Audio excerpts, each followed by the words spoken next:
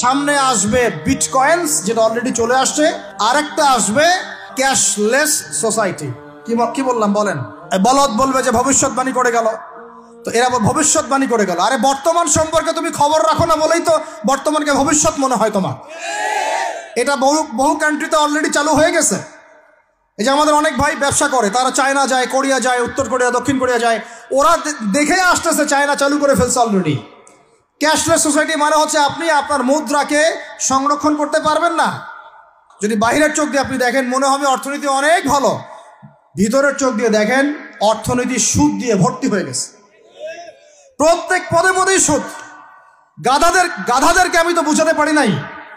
কাগজের টাকা আর এই যে আপনার এই ইলেকট্রনিক মানির কথা তো দীর্ঘদিন বলেছি, কিছু গাধা আছে এদেরকে বুঝাতে পারি নাই। এর মধ্যেও সুদ আছে, এর মধ্যে কি আছে? আর আমি কখনোই বলি নাই যে কাগজের টাকাটা হারাম।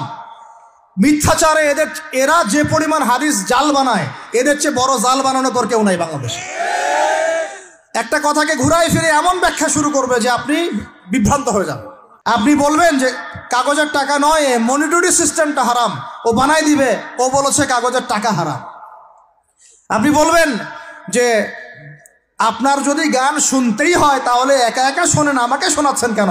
ও বানাই দিবে ও গান একা শোনা জায়েজ বানাই দিছে। এর এত খবিস, এত খান্নাস, এদের চরিত্রটা চিনতে পারতাম না আমরা যদি গাজাই শোনা আসতো।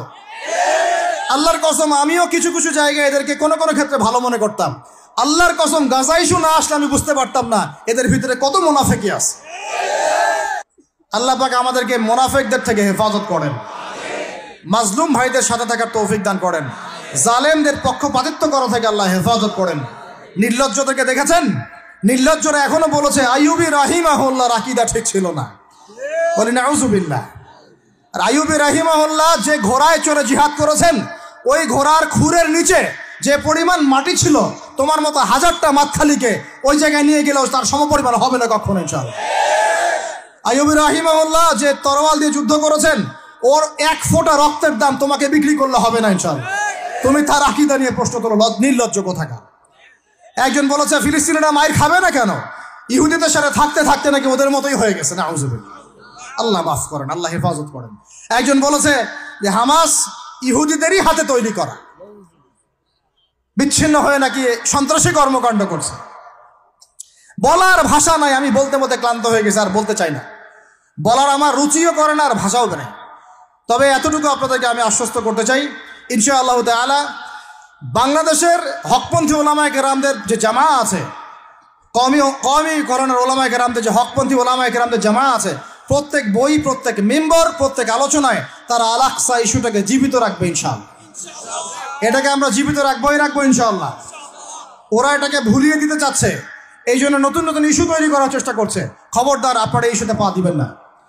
আপনাদেরকে ভিতরে চোখ খুলতে হবে এবং মূল গন্তব্য চিনতে হবে।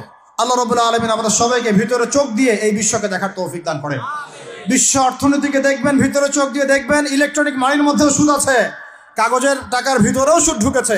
সামনে আসবে বিটকয়েন্স, যেটা অলরেডি চলে আসছে, আরেকটা আসবে, সেটা হলো ক্যাশলেস সোসাইটি। কি বললাম বলেন?